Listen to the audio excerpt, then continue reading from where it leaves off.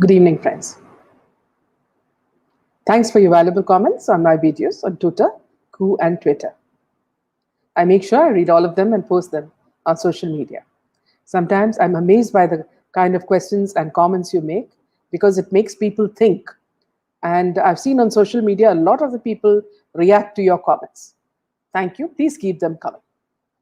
Today, viewers, I will narrate the first-hand account of a man who underwent something very similar to what Sushant Singh underwent. That is what he says. But luckily escaped death. He had asked me to keep his identity anonymous when I asked him to come live on my channel, as he has still not come out of those painful memories. He is a Bollywood insider. Hence, respecting that, I will not reveal his name. Some of you may already know who he is. Kindly do not blurt out his name. When he is ready, he himself said he will come and give us an interview. This is not meant to titillate you, but it's a story of abuse of the worst sort. When I read it, I was shocked. And this was many months back. I did not want to give the story out until I got permission from the person who had suffered.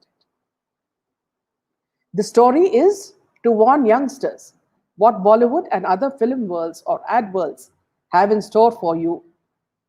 You need to follow closely what he says, as he has named people under alphabets, so as to not divulge their names.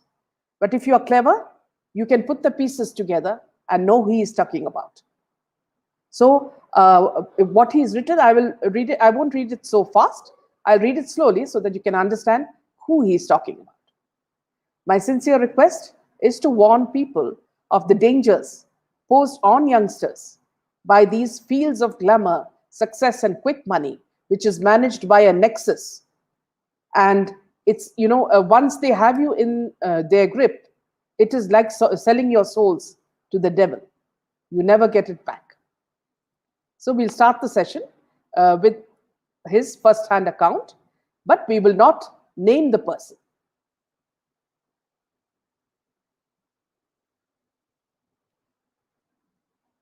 So I'll just start. There are 3 pages, so I'll just start the first page. Sushant Singh Rajput. The name has been all over since last few months. It's touched everyone. For me, it's like living his life every single day in the last 2 months. Either he lived my life or I lived his life. When details of his chilling end startled erupting, it started taking me back to a very dark time of my life. I'm still in a shock over the similarities between events in his life and events in my life. I'm unable to carry this burden anymore, and it needs to be told. It needs to be told right away without any further delay. I've divided it into 3 parts: the trap, the psycho, and the exit. So we'll start with the trap, viewers. It all started when Mr. X Singh entered my life. I was madly in love with my job as a creative director for a digital advertising agency. One fine day, Mr. X Singh, who will be known from now as X, comes to us with a digital promotion project for a film. The project was delivered fantastically, and naturally, being the CD, I do have to interact with clients, and him being no exception. X literally started stalking me, about 10 calls per day, admiring my work and how the so-called superstar of that film absolutely loved the work, and that I should come work with him. He was absolutely shameless and wouldn't understand no or boundaries. It all stopped finally, and I even forgot about X. About a month later, Miss Y. Becca, in brackets, Y from now on. So this lady will be known as Y, connected with me via social media. Her profile was everything I would like. Meditation and yoga became our main talking points. Chats went on for over a month, and finally, I invited her to Bombay. She lived in Goa. We met, and it was as if a garden of love was created. Right from the first date, I discovered myself in a whole new light. Emotions flowed like crazy. Happiness was all over. Suddenly, time became a blur. I thought it was love. Hmm. Well, it was MDMA. I was to know about it much later, much later. So, viewers, he's talking about drugs. Then began parties, non stop parties. Within just a month, she was everywhere in my life. I was a weekend party maker before, but now it was every day. She knew everyone at every club, every happening place of Bombay, and the party never stopped. She would always say, "This is the last moment of our lives, so make it the best." I was madly, deeply in love with her. There was no limit. Everything was limitless. But one thing suffered majorly: my work. My schedules went haywire. Projects started getting delayed. Sometimes I would show up at work on a Sunday thinking it's a Monday. Time was just a blur, just a beautiful blur. Or that's what I thought. My boss politely texted me one day to take a break as he felt there is something not right in my life. I took the text in a whole different way. Every emotion in me had become extreme. Sadness would be extreme. Happiness would be extreme. Everything was amplified. I stopped going to office, but the parting needed money. It went on till the money was blown. One day, Y told me there is somebody whom I must meet. She would always tell me about that somebody, how that somebody is such a nice person, how he is spiritually inclined.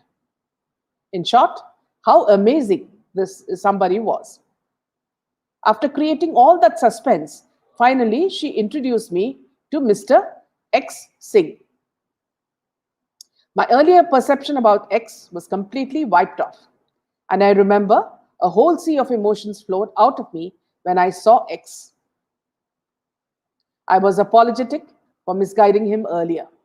The circle was complete. I was out of my job and X was back in my life. X had a gigantic studio. Let's call it Bungalow number 11, right in the center of the cream of the film industry. He asked me to do whatever I feel with that studio and set up an amazing digital agency for films. In a day, I was in front of that very same superstar discussing a new project. Projects happened, big projects happened. X, Y, and me formed a company. X had the studio, Y was the front, and I was the creative brain. Money rolled in crores. My appointments diary had most A-list superstars, producers, and studios. A normal day would be hectic, but extremely creatively satisfying, and nights were still full of parties. My love for Y had gone from Earth to the moon. Y had completely taken over everything of me, literally everything. Days I would be away from Y, I would feel restless. I wouldn't be able to sleep. Body would ache badly. I always cut short my trips or family events. I would immediately want to come back to Y. Meanwhile, the studio was now an absolute private club at nights, a dance floor, a VIP lounge, and whatnot. From superstars to politicians, from media tycoons to top bureaucrats, from India's top DJs to who's who of fashion industry. Everyone would show up at these parties. One such party, I was angry and shocked to see heaps of coke. I had a big fight with X and Y. And then Y told me, I've been on MD since months. That's how she put MD even in my, how she had put MD even in my water. That the secret of all my sudden beautiful energy was MDMA. A big fight followed, and with that, even followed extreme body aches, several aches in jaws, insomnia, and absolute restlessness, as if the world was ending. But well, love, love mixed with MDMA. I went back to Y just in 2 days. I couldn't imagine a world without her. Now I was an addict. I've seen those people at the parties after Coke. They're totally different monsters, totally different personalities, high on ego, paranoid, and as if they are the gods. I never wanted to be that. So my addiction was limited to MD, while I always read articles on how to get rid of it. Now, friends, the second part, the cycle. The money was rolling, team was placed, company was doing very well. Parties too were happening very well. I was trying to get out of the addiction with positive thoughts and focusing on good work and projects I loved. But by night, I was the same. I started working on a script. Y was still looking after the front side. X was looking after the parties. The cocaine flow is what I wanted to stop, but it wasn't easy. I was ready to give it the time, but well, a big but. But because now entered Mr. Z, a 6'5" tall, strong, baritone, voiced stone-like personality. I don't remember how and when he became a constant at our parties. Maybe when I wasn't at the parties, he made an entry into our lives. Or maybe he was always there. But since I was neck deep into MD, I never noticed. But Mr. Z was there with all his might and everything lethal to destroy lives, kill people, and maybe even change political scenario of a state. No, no, and he is not the psycho. Mr. Z had everything on him: acid, coke, MD, hash, name it. He added all. And well, not in grams, he had it in kilos. Slowly, he was in control of X and Y. X and Y had totally become different people, absolutely different people. Or maybe they always were that way. Or else somebody use Y, or else why would somebody use Y as a honey trap to make me an addict? After later working with them, it was all a trap from the beginning. But silly me, I'm a fool for sure to still not be able to figure it all out. Maybe these were their real faces. A voice always kept telling, "Get out of this. Talk to mum." And another voice too was always there. "Do you want to lose all of this? What about your film? You made it till here. You'll go ahead too from here. So just hang on." Mr. Z was now even forcing us to take projects he wanted to. They were bogus projects. Now the parties also started seeing the presence of top CEOs of major international studios and almost all top bureaucrats from the information ministry, the then information ministry. Absolute nonsense contracts were made with a certain channel worth crores. Nothing to be delivered. Just contracts on paper. Porn stars and Playboy models were always around when these ministry people showed up at the parties. Coke flowed literally like sea. Orgies, extreme orgies, and much more was a daily constant now. The new projects, a part of these bogus projects, were organizing secret trips for the porn stars to Bombay, or booking connected rooms for mega superstars whenever he has a concert or events like, I will not name the event, but a very big film event which is always held abroad. The doors of those connected rooms must only open for a certain actress. Mr. Z would never travel, but he was able to manage unlimited supply of coke, acid, MD, and all in all, any part of the world.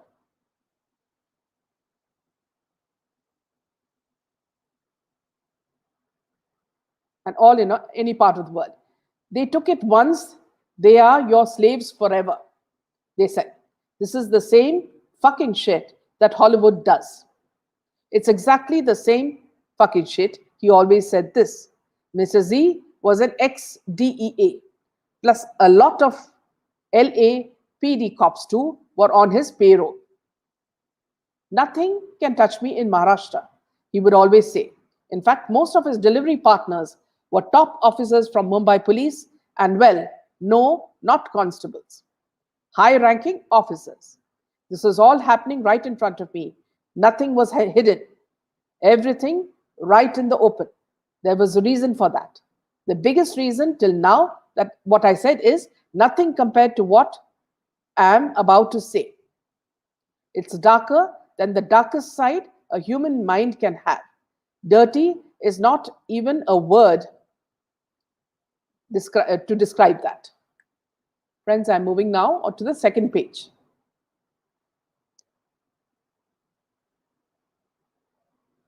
Compared to what I'm about to say, it's darker than the darkest side a human mind can have. Dirty is not even a word to describe that. The biggest reason was Mr. Psycho. Let's call him Baby P. A young heir to a powerful political dynasty. The last hope of the dynasty. Baby P is a living monster. From child pornography to live rapes, from cannibalism to extreme drug abuse. I can't even write few things. It's disgusting. He's addicted to it all. How I know this? Once X and Y were absolute puppets of Mr. Z. His next target was V. When he needed what he needed from me? Absolute, untraceable access to darknet. The dirty side of the internet. He thought, being all things digital, I may find him a way to that. And not that he wasn't aware of it. He already had a whole private VPN setup, along with all the latest tech, cameras for live streaming, even drones and spy-level cameras and sound bugs. If you control the coke, you control Bombay, was his favorite line. If all the cartons of coke and all I saw all this time were put in a truck, there would be several trucks full of it. Top producers, politicians, actors, all were his regulars. But well, Baby P.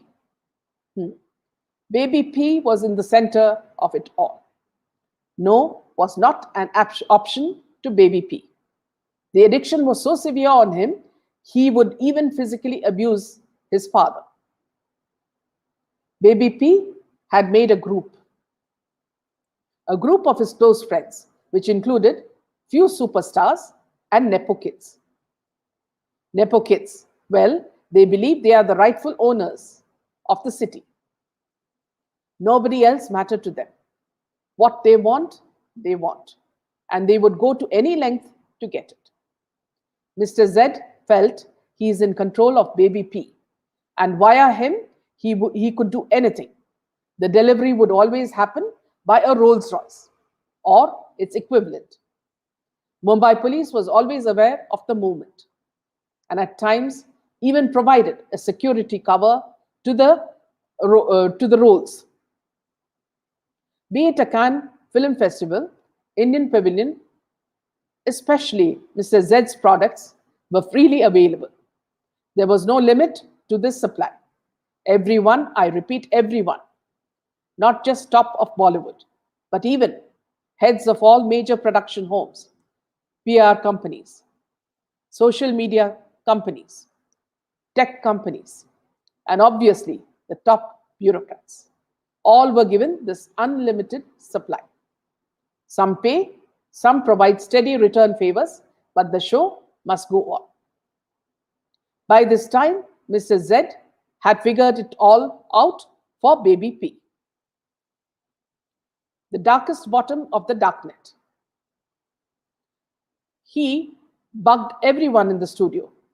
Hidden cameras were everywhere. My phone, Wi-Fi, and house were bugged as well. Nothing went unrecorded. All the threesomes and foursomes and snorts and orgies were recorded.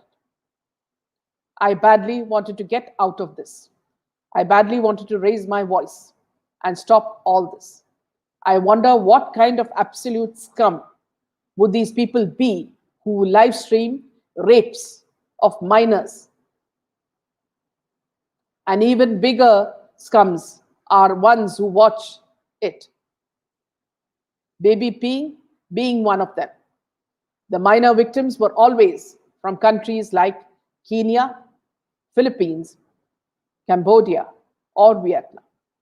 These few I remember. Like I said, there are things I can't even describe.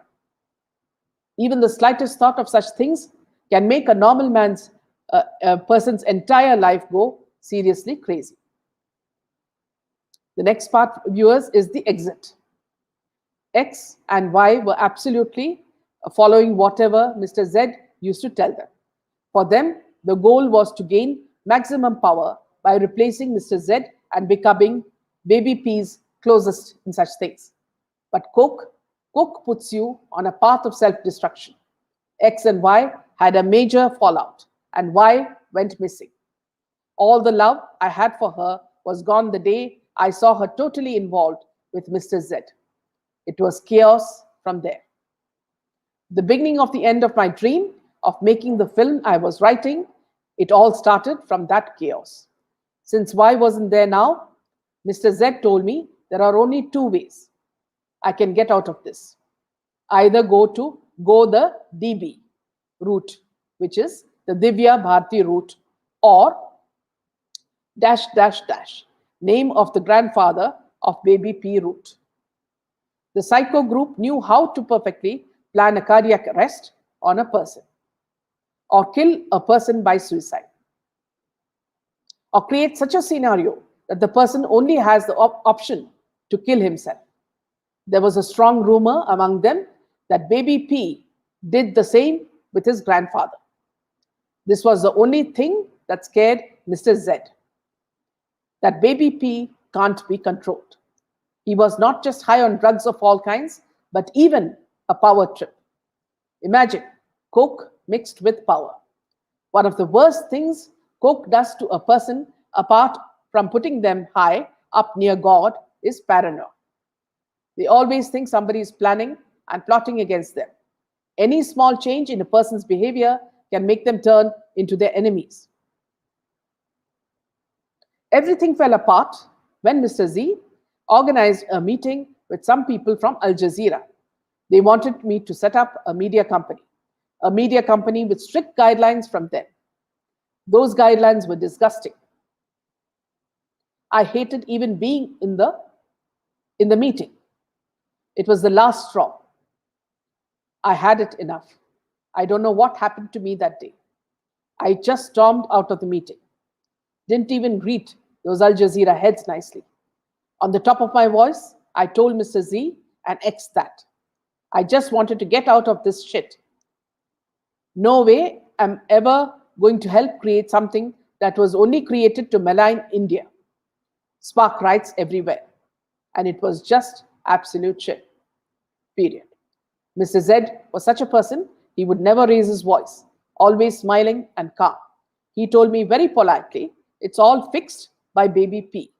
So they anyway will have to go ahead with me or without me. I told them to do whatever and left.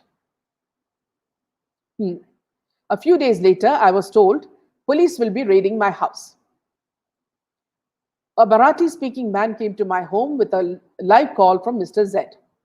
Told me there is no time to ask much and that police will come here any moment and that I must give him all my documents and all phones and laptops and everything. I told him I don't have anything there except work stuff, but he was persistent. Mr. Z said that even X had given all his stuff and they both will be unreachable for a few days. I handed the man all the stuff. He warned me not to step out at all. This all was happening way too fast. Somewhere deep, I was worried for why as well. I was told she went back to Goa. I was still not completely off MD. Once that Marathi speaking man left, there was an endless loop. There was no MD, no phone, no internet, and laptop. Those were the disgusting 8 days of my life. No matter what, I still trusted X. So I did what I was told. On the eighth day, X came to meet me. It was such a relief to see a known face. There were questions, but before I could think, a few more men barged into the house. They all pushed me to the bedroom. One of them tied a rope to the fan, and they all started beating me up. Yes, even X. This was the shock of my life. I do understand Marathi, so I could understand what they were talking. They were upset that I didn't commit suicide even after 8 days without MD. My mind went numb. Everything was flashing in front of me. I needed to just get out of there no matter what.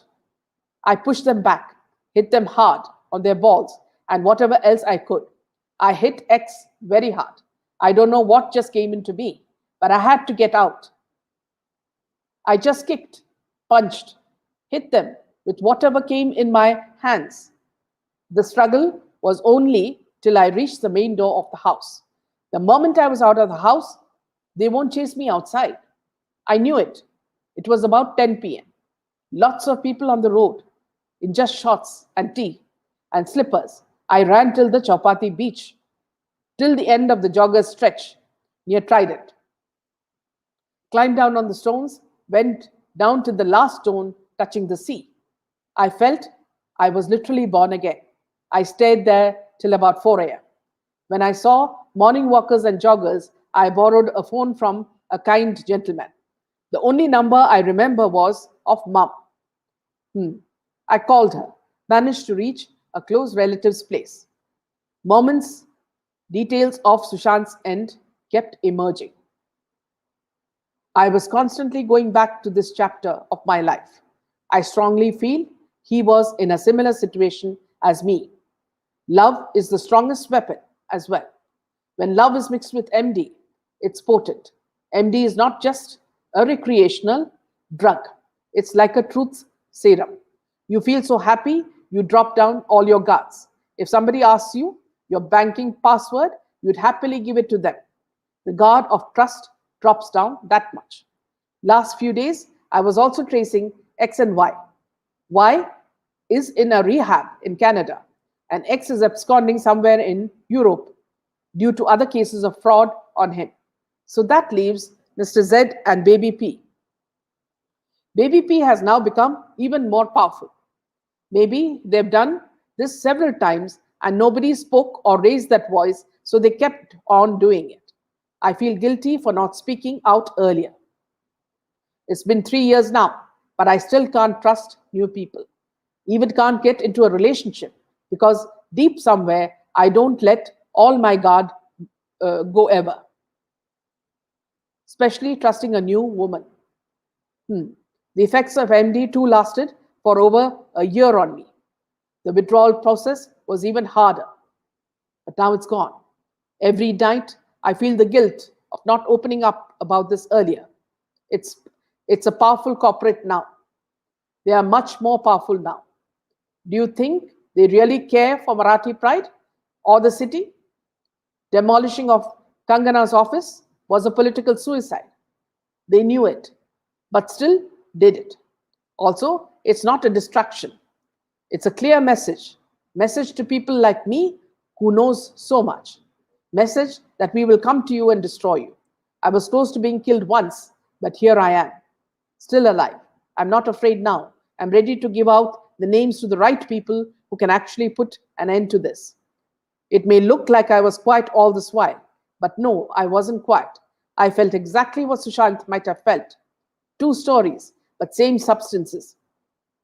Same traps and different exits. Maybe I was their first experiment. Maybe not. Maybe they've done that many times.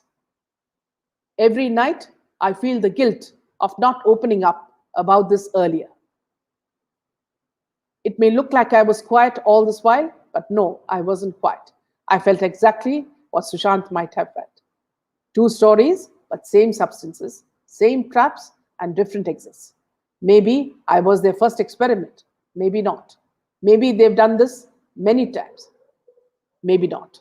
The irony is, same people, some of them were so fucked up with powdered noses, the same some of them who were dancing naked to the tunes of other fucked up people are crying patriarchy today and standing with the possibility honey that trapped Sushant to the end. A certain powerful Mrs., for example, I was like, why is she doing this?